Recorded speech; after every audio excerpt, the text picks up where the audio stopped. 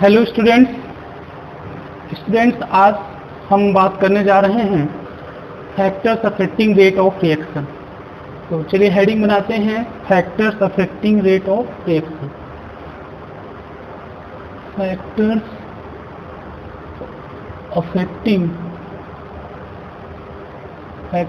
Affecting rate of reaction.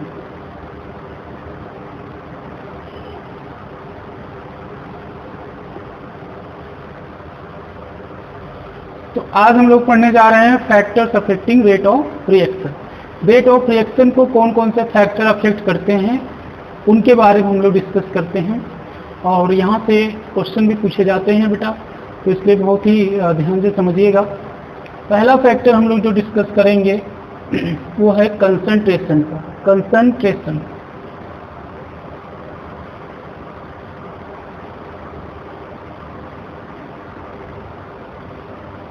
Concentration का बहुत effect पड़ता है रेट ऑफ रिएक्शन पे। ठीक है, रेट ऑफ रिएक्शन पे कंसंट्रेशन का इफेक्ट पड़ता है। जितना ज्यादा कंसंट्रेशन होता है उतना ज्यादा होता है रेट ऑफ रिएक्शन, मतलब R is directly proportional to C। ये हम लोग कह सकते हैं कि जितना ज्यादा कंसंट्रेशन होगा उतना ज्यादा रेट ऑफ रिएक्शन होगा। दैट इज हायर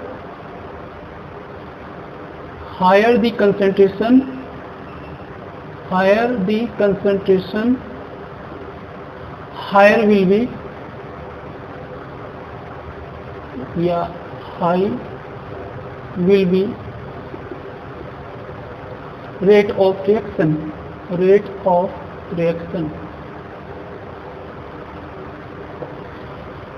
तो जितना ज्यादा कंसंट्रेशन होगा उतना ज्यादा रेट ऑफ रिएक्शन होगा।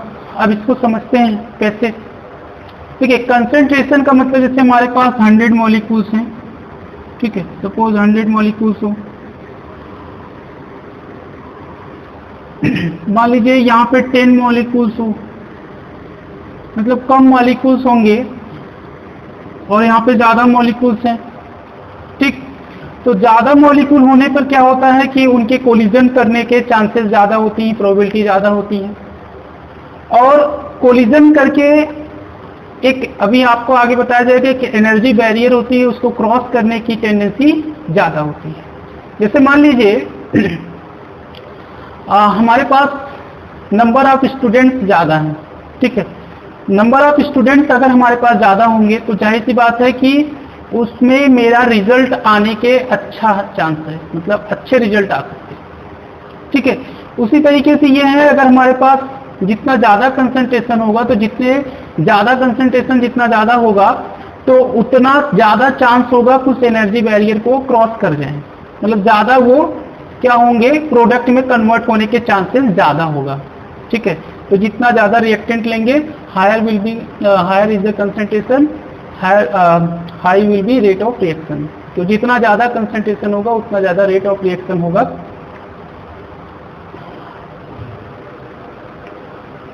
तो कंसंट्रेशन का बहुत बड़ा रोल होता है। कंसंट्रेशन जितना ज्यादा होगा उतना ज्यादा रेट ऑफ रिएक्शन होगा।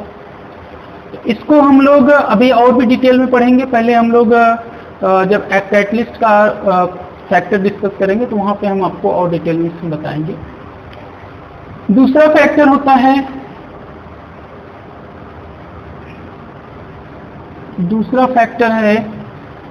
प्रेशर।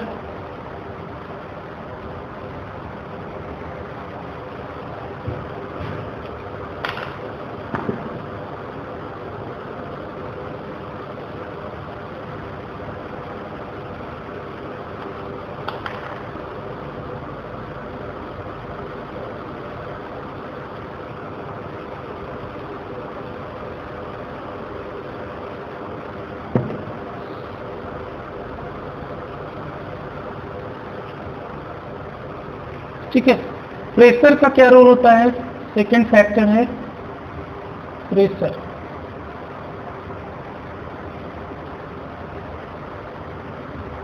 प्रेशर जितना ज्यादा होगा रेट ऑफ रिएक्शन उतना ज्यादा होगा। प्रेशर के भी डायरेक्टली प्रोपोर्शनल होता है।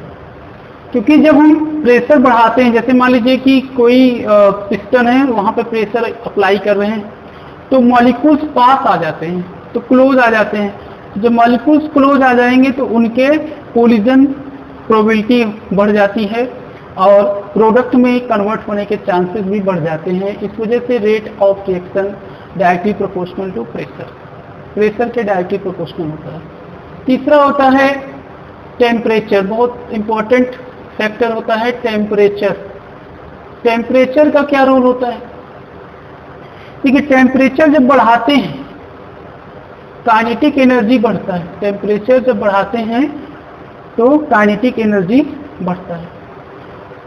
तो काइनेटिक एनर्जी बढ़ने से कहने का मतलब है कि V बढ़ेगा, यानी मॉलिक्यूल्स की वेलोसिटी बढ़ेगी, और जहां V आएगा वहां पे R आएगा।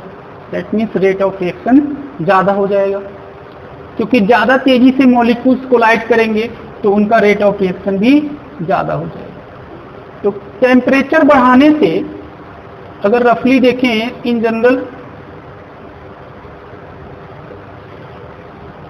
Every 10 degree Celsius rise in temperature, मतलब 10 डिग्री सेल्सियस अगर हम इंक्रीज करें टेम्परेचर, तो क्या होता है कि जो रेट होता है वो 2 टाइम्स हो जाता है। रेट क्या हो जाता है? 2 टाइम्स होता है। 10 डिग्री सेल्सियस, मान लीजिए कोई रिएक्शन हो रहा है 25 डिग्री सेल्सियस पे, और उसका टेम्परेचर आपने बढ़ा करके 25 से 35 डिग्री सेल्सियस कर दिया, तो जिस रेट के साथ वो रिएक्शन हो रहा था उसका रेट जो होता है वो जस्ट डबल हो जाता है, यानी R'=2R हो जाता है। तो ये बहुत ही इंपॉर्टेंट फैक्टर होता है टेम्परेचर का। टेम्परेचर बढ़ाने से रेट ऑफ रिएक्शन इंक्रीज करता है। टेम्परेचर बढ़ाने से रेट ऑफ रिएक्शन इंक्रीज करता है। नेक्स्ट जो फैक्टर है कैटलिस्ट, बहुत इंपॉर्टेंट है। फोर्थ कैटलिस्ट,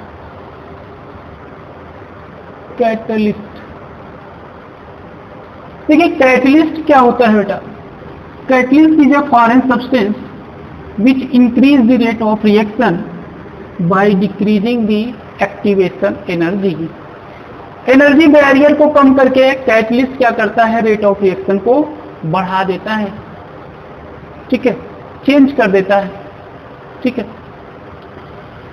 कैटलिस्ट क्या करता है? इनहेंस कर देता है रेट ऑफ रिएक्शन को, वो जल्दी इक्विलिब्रियम बनवाने की कोशिश करता है, और उससे क्या होता है कि रेट ऑफ रिएक्शन बढ़ जाता है। तो रेट ऑफ रिएक्शन जो होगा वो क्या होता है? इंक्रीज करता है due to presence of catalyst.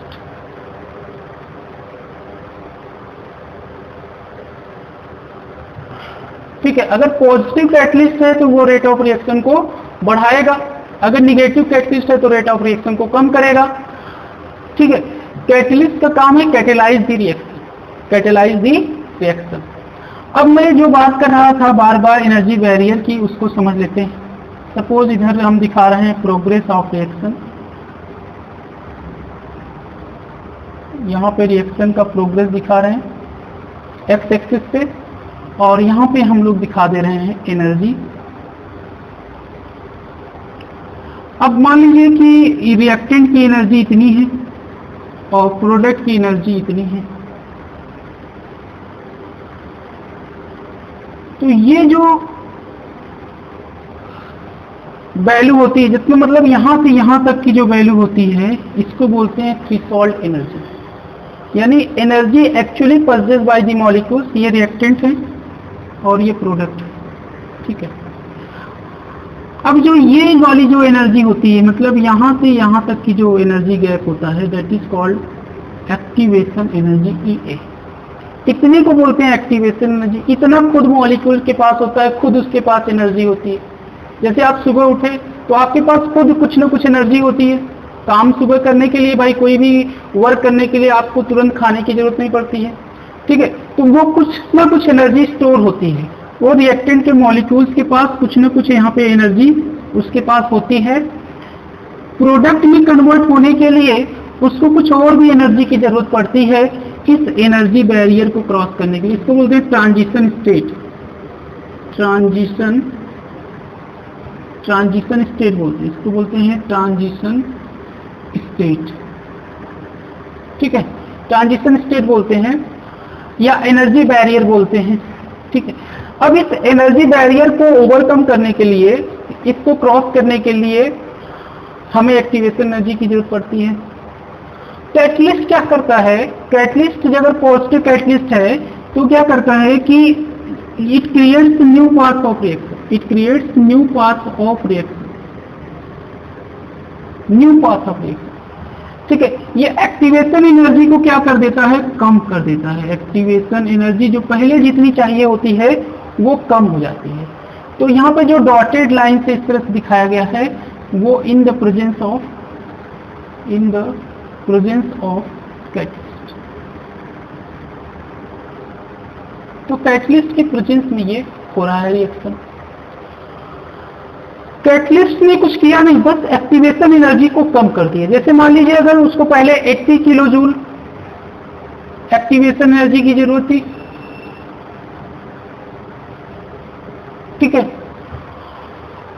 बाद में क्या हुआ? कैटलिस्ट के होने की वजह से वो एनर्जी मान लीजिए 40 किलो जूल हो गई। अब हमें कम एनर्जी चाहिए, कम एनर्जी की रिक्वायरमेंट है प्रोडक्ट में चेंज होने के लिए। यानी आप ऐसे समझिए, जैसे मान लीजिए आपके एग्जाम हो रहा है और एग्जाम में आपको 33% पाना श्योर है, मतलब आप 33% पा जाएंगे तो पास हो जाएंगे या प्रोडक्ट में कन्वर्ट हो जाएंगे। अब उस 33% को अगर हम 20% कर दें तो नंबर ऑफ स्टूडेंट्स ज्यादा पास होंगे, क्योंकि एनर्जी बैरियर कम कर दिया ना। तो वही काम कैटलिस्ट करता है। कैटलिस्ट वही करता है कि उस एनर्जी बैरियर को कम कर देता है। ठीक है, यही काम होता है कैटलिस्ट का। तो कैटलिस्ट एक्टिवेशन एनर्जी को कम या ज्यादा करता है। ठीक है, इस वजह से रेट ऑफ रिएक्शन कम या ज्यादा होगा। ठीक, नेक्स्ट होता है सरफेस एरिया। नेक्स्ट फैक्टर है सरफेस एरिया। अच्छा, अगर यहाँ पे मान लीजिए निगेटिव कैटलिस्ट ले लेते तो क्या होता? निगेटिव कैटलिस्ट क्या करता कि वो एक्टिवेशन एनर्जी को क्या करता? और बढ़ा देता। तो एक्टिवेशन एनर्जी जो है वो हो जाता EA डबल डैश। ठीक है, तो EA डबल डैश जो होगा उसकी एक्टिवेशन एनर्जी मान लो 120 किलो जूल होगी पर मोल।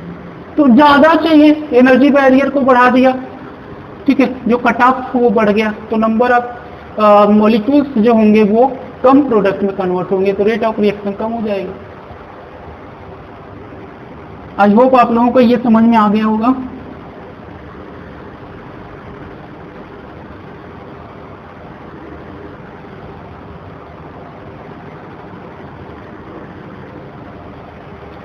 अब नेक्स्ट है फैक्टर है, पांचवा फैक्टर है वो है surface area. Surface area, surface area का भी रोल होता है, रेट ऑफ रिएक्शन अफेक्ट करता है। जैसे मान लीजिए कोई भी सब्सटेंस है, रिएक्टेंट या प्रोडक्ट है, रिएक्टेंट है, वो किस स्टेट में है? वो सॉलिड स्टेट में है कि लिक्विड स्टेट में है कि गैसीय स्टेट में है? वो पाउडर फॉर्म में है कि नॉन पाउडर फॉर्म में है? अगर हम किसी भी रिएक्टेंट को पाउडर फॉर्म में लेते हैं, ठीक है, तो उससे पाउडर फॉर्म में होने से क्या होता है? उसका सरफेस एरिया जो है बढ़ जाता है, सरफेस एरिया इंक्रीज कर जाता है।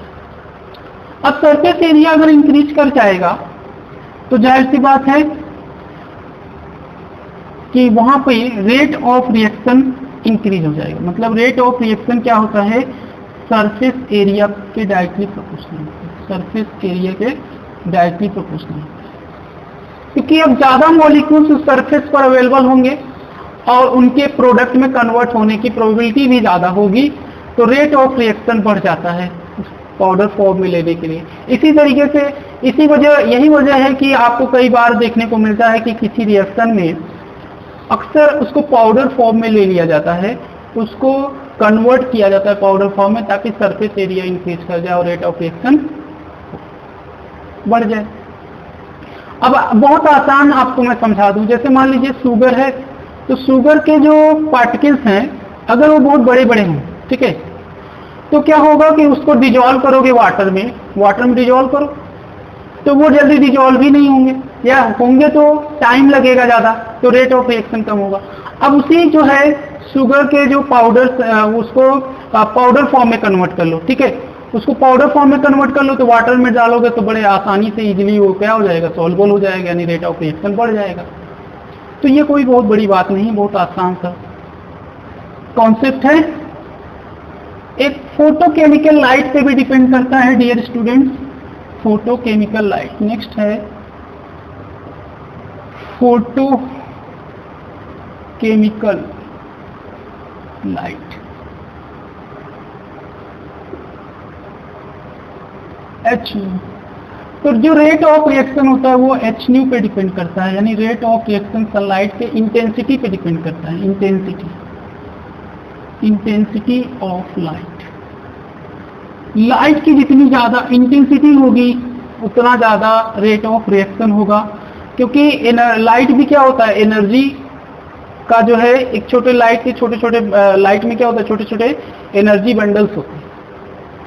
तो एनर्जी बंडल्स, वो एनर्जी जब मॉलिक्यूल्स को मिलता है तो उनकी एक्टिवेशन एनर्जी, उनको एक्टिवेट मतलब वो एक्टिव हो जाते हैं, मॉलिक्यूल्स की एनर्जी बढ़ जाती है, काइनेटिक एनर्जी इंक्रीज कर जाती है, तो मॉलिक्यूल्स एक्टिव हो जाते हैं, जिस वजह से क्या हो जाता है, रेट ऑफ रिएक्शन इंक्रीज कर जाता है।